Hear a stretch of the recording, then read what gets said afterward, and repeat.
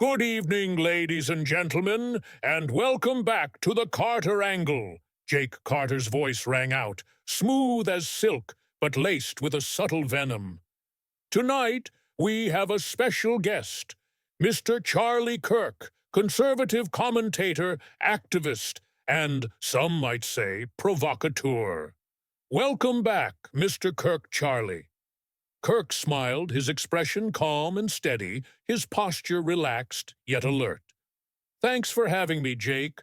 Always a pleasure to sit down and talk about the issues. Jake leaned forward, resting an elbow on the desk, his eyes glinting with intent. Oh, we'll do more than talk, Mr. Kirk. Let's dive right in.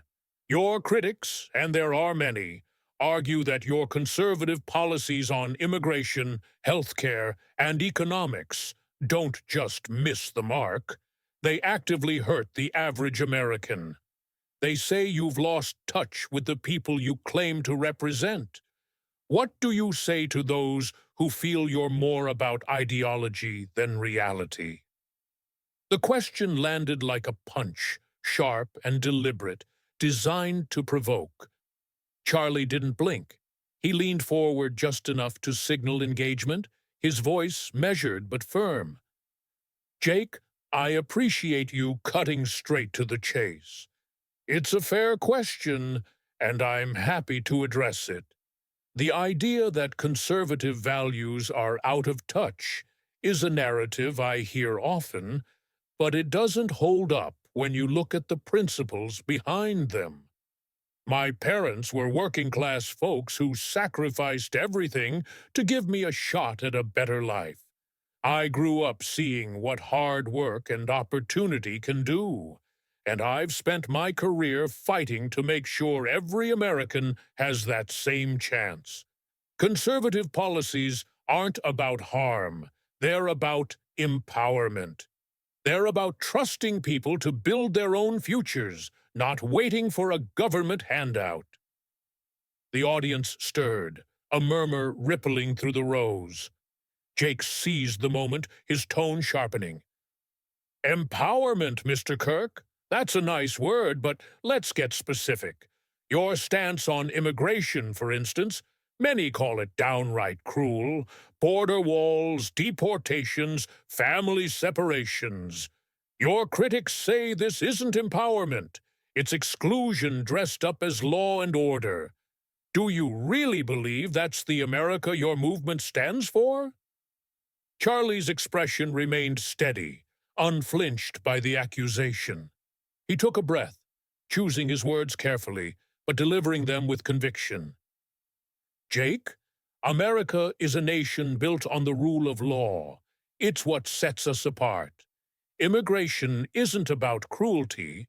It's about fairness. My grandparents' generation came here legally, following the process, and they built lives that contributed to this country. We welcome immigrants today under the same principle. Come legally, contribute, and thrive. Open borders might sound compassionate on paper, but in practice, they lead to chaos, overstretched resources, unchecked crime, and a system that can't support anyone, citizen or newcomer. True compassion isn't lawlessness. It's creating a framework where immigrants can succeed without breaking the system that holds us all together. A few heads in the audience nodded, their initial skepticism softening. Jake sensed the shift and pressed harder, his voice rising slightly. Fairness, you say? But what about the human cost? The images of children in detention centers, families torn apart. Those aren't just optics, Mr. Kirk. They're real. How do you sleep at night defending that? Charlie met Jake's gaze evenly, his tone softening but not weakening. Those images are heartbreaking, Jake. No one disputes that. But let's talk about why they happen. Human trafficking, cartels exploiting weak borders. These are the real culprits. Policies that enforce the law aren't the problem. They're the solution to a broken system that's been neglected for decades. We need reform, secure borders, streamlined legal pathways, and an end to the chaos that puts those kids in danger in the first place. Compassion without structure isn't compassion, it's negligence. The audience reaction was mixed. Some clapped, others whispered skeptically. But Charlie's calm reasoning had planted a seed. Jake, undeterred, pivoted to his next attack. All right, let's move on to health care. You've been a vocal opponent of universal health care, Mr. Kirk, at a time when young Americans overwhelmingly support it. Polls show it, social media shows it. Aren't you just ignoring the future generation to cling to an outdated ideology? Charlie leaned back slightly, a thoughtful look crossing his face. Young Americans deserve straight talk, Jake, not platitudes. Universal health care sounds great. Who doesn't want free care? But it's not free.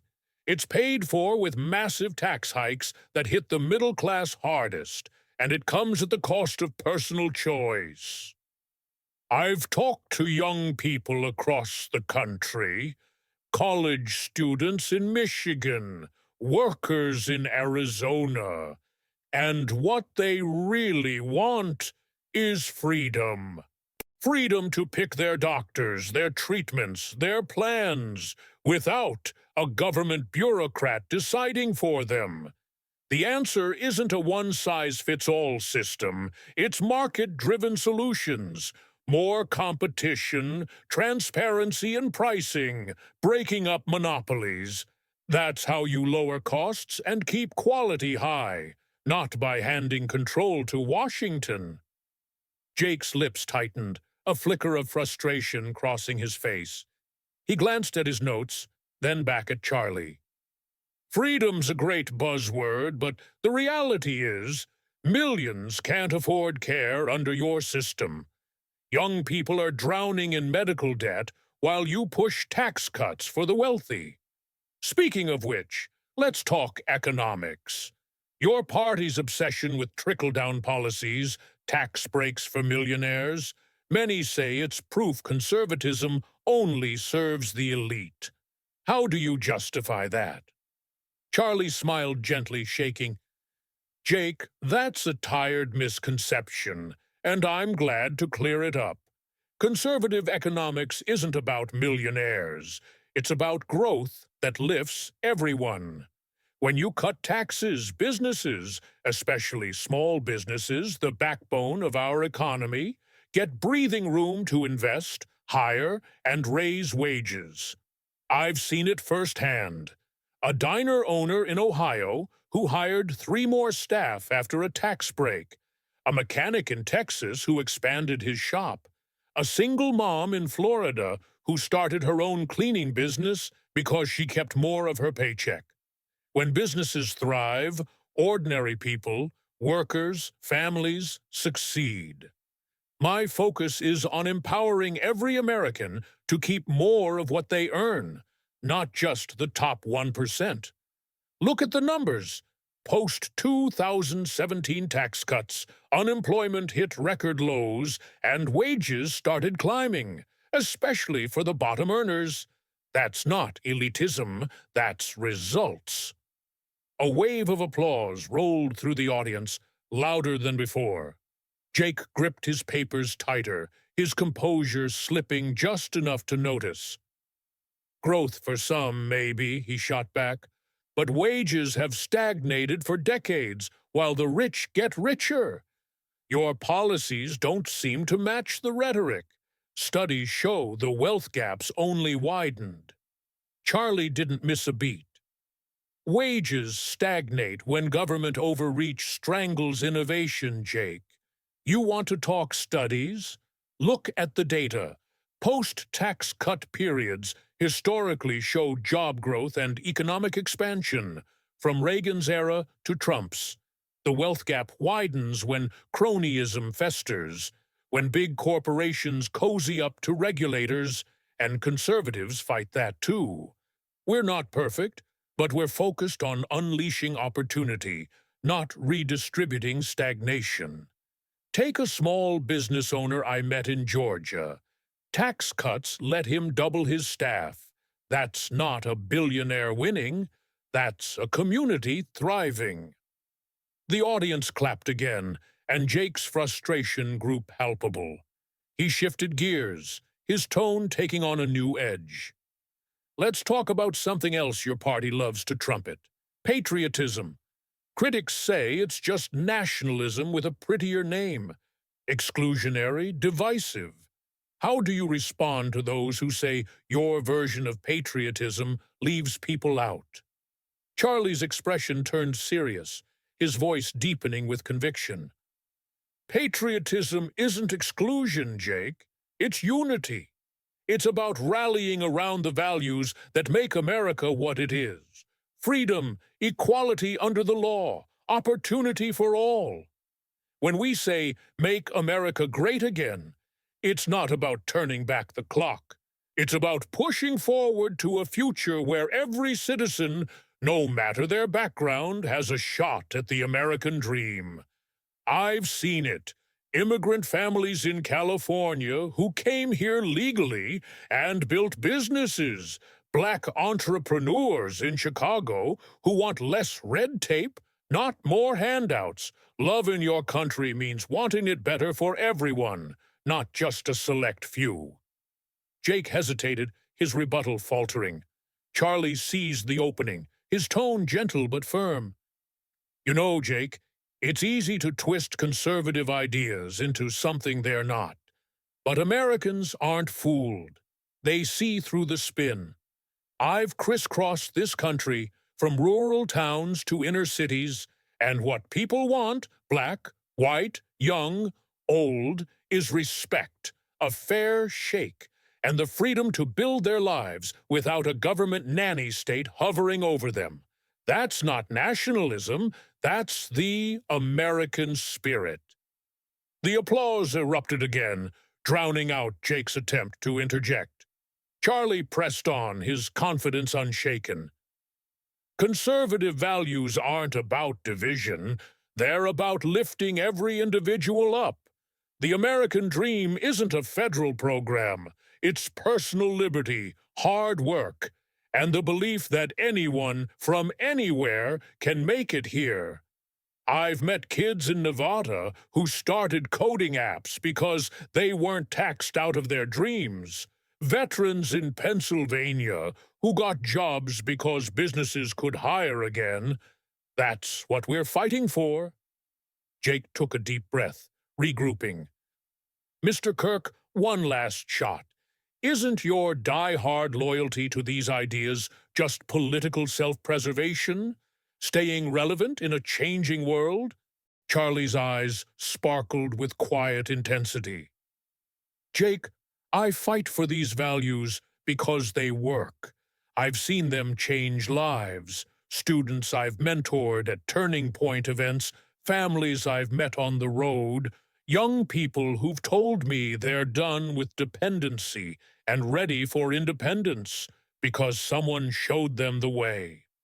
My mission isn't about me, it's about preserving the principles that make America exceptional: liberty, responsibility, opportunity for this generation and the ones to come. I've stood in rooms with thousands of college kids chanting for freedom, not free stuff. That's not self-preservation. That's a movement. The audience exploded in applause, a standing ovation from more than half the crowd. Jake forced a smile, his defeat evident. Mr. Kirk, thank you for joining us tonight. Charlie nodded respectfully, his smile warm. Thank you, Jake. Always a pleasure. And let's keep working to make America great again. The cameras cut, but the energy lingered. Crew members exchanged glances, impressed by the exchange. Audience members who'd arrived skeptical now whispered about Charlie's arguments, some nodding thoughtfully, others debating among themselves.